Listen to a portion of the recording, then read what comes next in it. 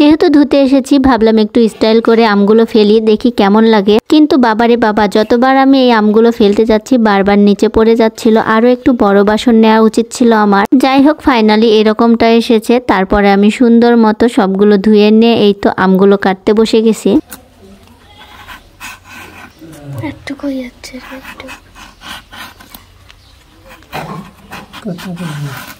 আমি এইদিকে আমগুলো ছিলছিলাম আর সবাই আমার সামনে বসে থেকে আমার সাথে সুন্দর করে গল্প করছিল।